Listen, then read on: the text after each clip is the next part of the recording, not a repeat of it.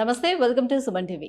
మనం యూజ్ చేసేటువంటి ఫుట్‌వేర్ మన స్టైల్‌ని మరింత పెంచుతుందా? లేకపోతే మన మోకాల్ని స్ట్రెస్‌లోకి నెడుతుందా? మనం యూజ్ చేసేటువంటి హై హీల్స్ కావచ్చు, లేకపోతే ఫ్లాట్ చెప్పుల్స్ కావచ్చు, ఇవన్నీ కూడా మనకు ప్లస్ అవుతున్నాయా? లేకపోతే మన మోకాళ్ళకి మైనస్ అవుతున్నాయా? యెస్. ఈ టాపిక్ గురించి మాట్లాడేద్దాం. మనం ఎలాంటి ఫుట్‌వేర్‌ని యూజ్ చేయాలి మోకాళ్ళ నొప్పులు రాకుండా ఉండేందుకు అండ్ మోకాళ్ళ నొప్పులు వచ్చిన తర్వాత ఎలాంటి ట్రీట్మెంట్స్ కూడా అందుబాటులో ఉన్నాయి. ఈ విషయాలన్నీ అడిగి తెలుసుకుందాం. మనతో పాటు ఉన్నారు ఈపియాన్ పెయిన్ మేనేజ్మెంట్ జూబ్లీ హిల్స్ నుంచి డాక్టర్ సుధీర్ ధారా గారు. Hello sir. హాయ్ అండి. Sir, footwear. సో, పాదరక్షలు అనంటే మన పాదాల్ని రక్షించుకోవడం కోసం మనం తెచ్చుకున్నటువంటి ఫుట్‌వేర్స్. బట్ నౌ డేస్ చూస్తే మనం వేసుకున్నటువంటి డ్రెస్‌కి తగ్గట్టుగా మనం ఫుట్‌వేర్‌ని యూజ్ చేస్తూ ఉన్నాం. సో, అదొక స్టైల్ ఐకాన్ కింద చేంజ్ అయిపోతూ వచ్చింది. సో, ఈ ఫుట్‌వేర్ కూడా మన మోకాళ్ళపై ప్రభావం చూపిస్తుందా? నిజమేనా? అంటే మోకాలు అన్నది మన బాడీలో మేజర్ జాయింట్, పెద్ద జాయింట్. ఎందుకంటే బరువంతా అదే మోస్తుంటుంది. మోకాలుకి కింద భాగంలో కానీ, అంటే మోకాలు యాంకిల్ జాయింట్, మోకాలు పైన హిప్ జాయింట్, ఈ ఏ జాయింట్స్లో అయినా కానీ స్ట్రెస్ ఎక్కువైందంటే, బరువు ఎక్కువైందంటే, abnormal stress ఎక్కువైందంటే knee joint injury జరుగుతుంది. ఓకే. మోకాలు దెబ్బతినే అవకాశం ఉంది. ఇప్పుడు ఫుట్వేర్ అన్నారు కదా, ఫుట్వేర్ అంటే జనరల్గా పాదరక్షకులు, ఓన్లీ ఫుట్ ప్రొటెక్షన్ కోసం. యెస్. ఇప్పుడు ఏమవుతుంది, లేడీస్ హై హీల్స్ వాడతారు. ఇప్పుడు మన డిస్కషన్ అంతా హై హీల్ గురించి. హై హీల్ వాడినప్పుడు ఏమవుతుందంటే, ఇట్లా ఫ్లాట్గా నేల మీద ఉండాల్సినటువంటి మీ ఫుట్ ఇలా అయిందనుకో, ఫస్ట్ ఆఫ్ ఆల్ యాంకిల్ మీద ప్రెషర్ పడుతుంది. యాంకిల్ అంటే మన యాంకిల్ జాయింట్. సో అప్పుడు ఎప్పుడైతే ఇది మీ ఫుట్ కదా, ఇది ఇలాగే ఉండాలి ఎక్కడ కానీ. అంటే మీరు నడిచినా, దుంకినా, కూర్చున్నా కూడాను ఇది ఎప్పుడైతే ఇలా లేస్తుందో, చూడండి ఈ ఈ ఈ మూమెంట్ వల్ల దీని చుట్టుపక్కల ఎన్ని లిగమెంట్స్ ఉన్నాయి సార్, ఇవన్నీ లిగమెంట్స్ అన్నీ కూడా స్ట్రెయిన్కి లోన్ అవుతాయి.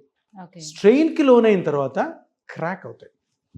సో ఇది యాంకిల్ మీద డైరెక్ట్గా పడే ఎఫెక్ట్. ఇప్పుడు ఏమవుతుంది, ఈ యాంకిల్ జాయింట్ అన్నది కొంచెం వీక్ జాయింట్, దేనికంటే నీ జాయింట్ కంటే. ఈ ప్రెషర్ అంతా కూడా మళ్ళీ నీ జాయింట్ మీదకి వెళ్తుంది.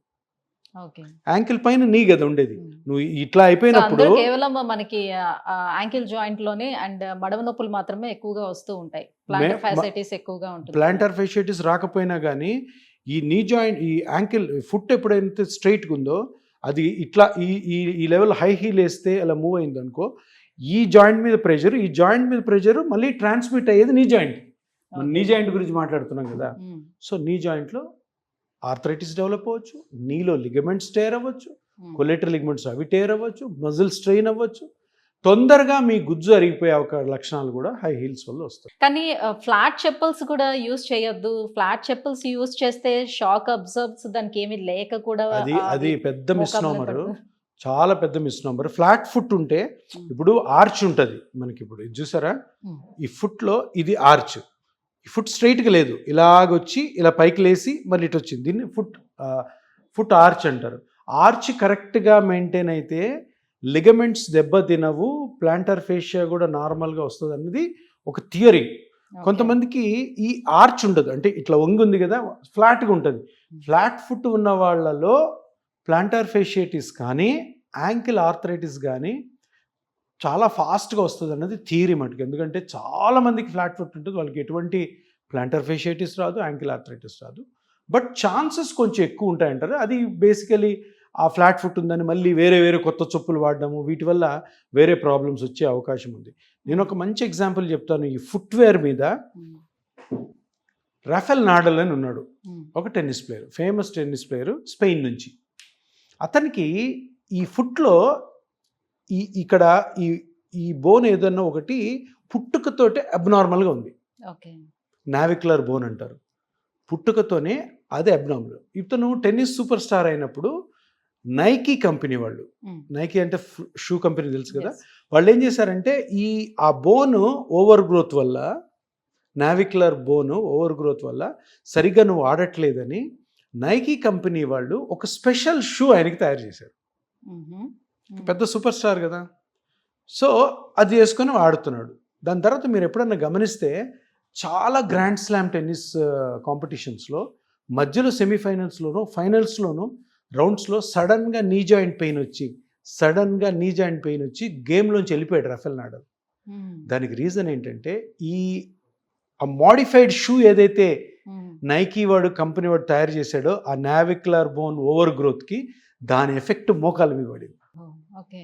మోకాల్లో కార్టిలేజ్ పోయింది, మోకాల్లో మెనిస్కస్ ఇంజురీ అయింది. ఎందుకంటే చాలా ప్రెషర్ పెట్టి ఆడతారు కదా, రోజుకి ఒక 15-16 అవర్స్ గేమ్ ఉంటుంది వాళ్ళకి ప్రాక్టీస్. సో చూసారా, రిలీఫ్ ఇవ్వాలని ట్రై చేస్తే అక్కడ మోకాలు ఇది దీన్ని చేంజ్ కరెక్షన్ చేసుకుంటూ ఆ చేసిన ప్రయత్నానికి మోకాలు పోయింది. అంటే ఇప్పుడు అది కూడా ఫుట్వేరే కదా, అబ్నార్మల్ ఫుట్వేర్ కదా.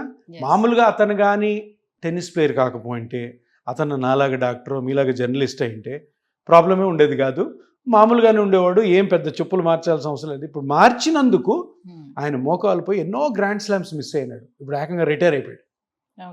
అతని మీరు కానీ ఇంటర్నెట్లో చూసినట్టయితే Rafael Nadal he himself went to the doctor and got the PRP done for the ligaments. మీరు చూడండి ఇంటర్నెట్లోనే ఉంది. రఫెల్ నాడల్ నీ ఇంజరీ అంటే మరి ఇప్పుడు ఫ్లాట్ ఫుట్ ఉండే వాళ్ళందరూ కూడా ఈ మధ్యన అట్లా చేయించుకుంటున్నారు కదా. చేసుకోకండి, వద్దు. ఓకే, తప్పు.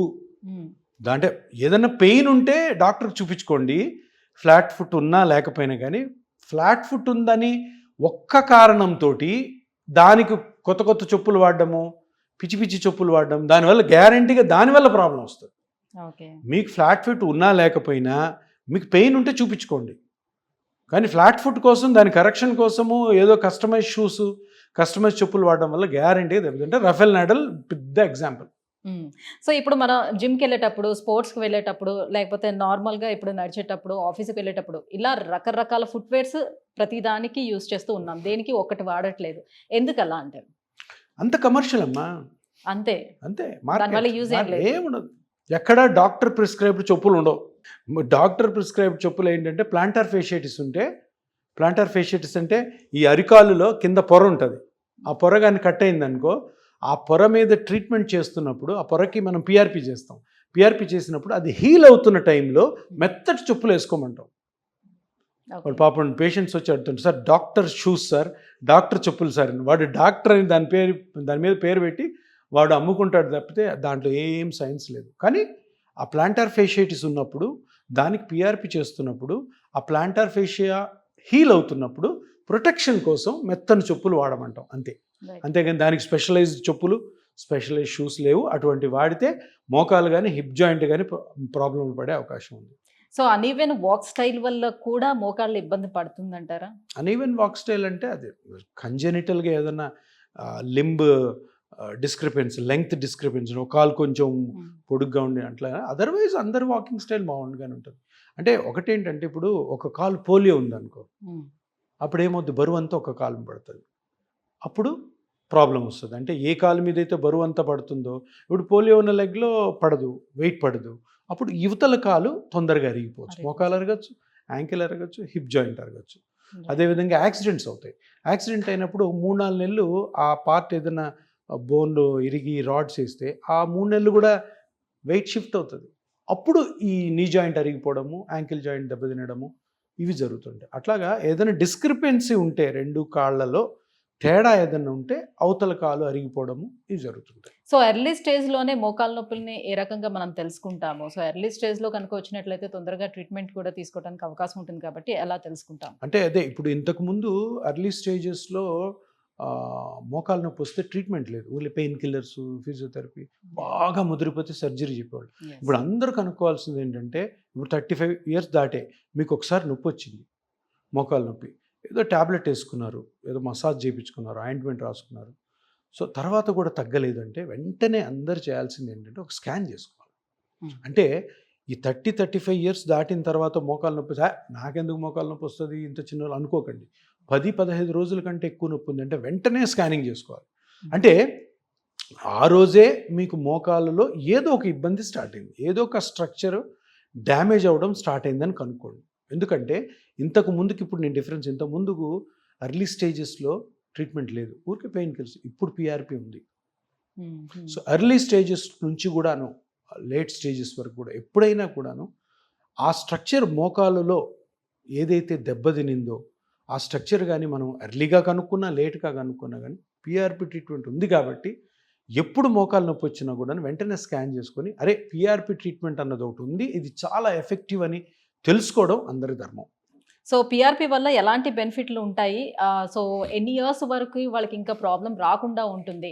అంటే వాళ్ళ లైఫ్ స్టైల్ చేంజెస్ చేసుకోకపోతే మళ్ళీ వెంటనే వచ్చే అవకాశం ఎంతవరకు ఉంటుంది? పిఆర్పి అన్నది హైలీ ఎఫెక్టివ్, అది ప్రూవెన్. కొన్ని వేల రీసెర్చ్ స్టడీస్ జరిగాయి, కొన్ని వేల మంది డాక్టర్లు ప్రాక్టీస్ చేస్తున్నారు, కొన్ని లక్షల మంది పేషెంట్లు బెనిఫిట్ కూడా పొందారు.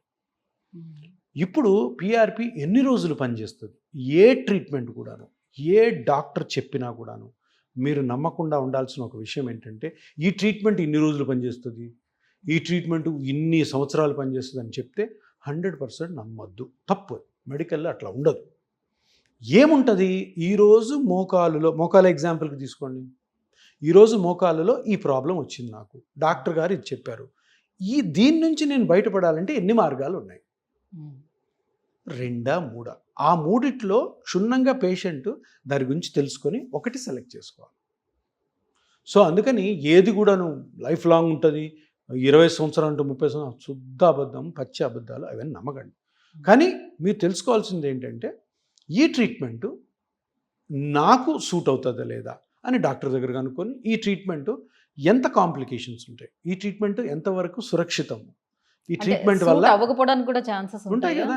అన్ని ట్రీట్మెంట్ అందరికి సూట్ అవ్వాల్సిన రూల్ లేదు, కొన్నిసార్లు ఉండొచ్చు. అంటే ఎలాంటి సందర్భాల్లో వాళ్ళకి ఇప్పుడు పిఆర్పి గురించి తీసుకోండి. ఇప్పుడు బ్లడ్లో డిసీజెస్ ఉన్నాయి అనుకో, ఇప్పుడు పిఆర్పి అంటే బ్లడ్లో తీసేదే కదా, బ్లడ్లో డిసీజ్ ఉంది అనుకొని చేయకూడదు.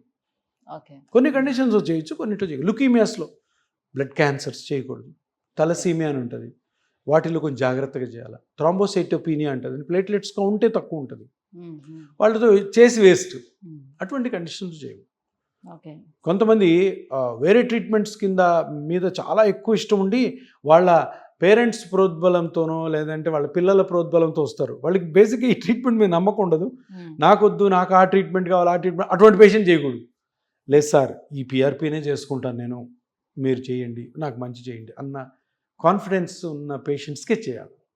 ఇంకొకటి, కొంతమంది ఉంటారు ఇప్పుడు డైలీ వేజెస్ ఉంటారు, కూలీస్ ఉంటారు, రోజు పొలంలో పనిచేసే వాళ్ళు ఉంటారు, వాళ్ళకి 35-40కే అరిగిపోయి ఉంటుంది. టీచర్స్ ఉంటారు, చచ్చినట్టు 8 గంటలు నిలబడి చెప్పాలి. వాళ్ళకి వేరే ట్రీట్మెంట్ ఆప్షన్స్ లేవు, సర్జరీ అంత చిన్న వయసులో చేయరు, టాబ్లెట్స్ ఆల్రెడీ వాడుతుంటారు. వాళ్ళకి చేయొచ్చా? దాంట్లో కూడా సెలెక్షన్ ఉంటుంది. సో ఎవరైతే మన రెగ్యులర్గా మనం చెప్పే జాగ్రత్తలను పాటిస్తారో, ఎవరైతే మన మాట వింటారో అటువంటి వాళ్ళకి చేయాలి. కొంతమంది ఉంటారు, లేదు నేను ఈరోజు పిఆర్పి తీసుకుంటాను, రేపటి నుంచి ఫుల్ పని చేస్తాను, నేను కుదరదు సార్ అంటే చెయ్యం. కానీ వాళ్ళకి వేరే ఆప్షన్ ఉంది, ఏం లేదు అంత చిన్న వయసులో. తప్పకుండా వాళ్ళ మనసు మార్చి చెప్పి జాగ్రత్తలు చెప్తాం.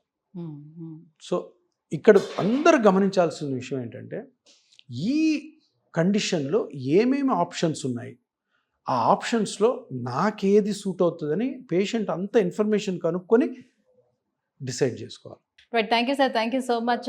సో ఫుట్వేర్, ఎలాంటి ఫుట్వేర్ యూస్ చేయడం వల్ల మోకాల మీద కూడా బర్డెన్ పడే అవకాశం ఉంటుంది, అండ్ మన దగ్గర అందుబాటులో ఉన్నటువంటి పిఆర్పి ట్రీట్మెంట్ గురించి కూడా తెలియజేసినందుకు thank you so much. So viewers చూస్తున్నారు కదా, సో నాట్ ఓన్లీ ఫుట్వేర్ అండి, సో మోకాల నొప్పులు అనేది ఇవాళ రేపు చాలా కామన్గా మారిపోయింది. ఫస్ట్ ఆఫ్ ఆల్ ఏంటంటే మన నాన్ సర్జికల్ వేస్ ఏమున్నాయనేది కూడా ఒకసారి సర్చ్ చేసుకొని చూసుకోవాలి. అందులో భాగంగానే పిఆర్పి అనేది ఇప్పుడు చాలా మందికి అందుబాటులో ఉన్నటువంటి ట్రీట్మెంట్, చాలా మంచి ట్రీట్మెంట్గా అందరికీ తెలుస్తూ వస్తుంది. సో మీలో ఎవరైనా ఒకవేళ మోకాల నొప్పులతో బాధపడుతున్నట్లయితే ఫస్ట్ ఆప్షన్గా సో ఈ పిఆర్పి ట్రీట్మెంట్ని ఒకసారి ట్రై చేయొచ్చు. సో కింద స్క్రోల్ అవుతున్నటువంటి నెంబర్లకి కాల్ చేయండి, ఈపియోన్ పెయిన్ మేనేజ్మెంట్ని ఒకసారి అప్రోచ్ అవ్వండి. Thank you.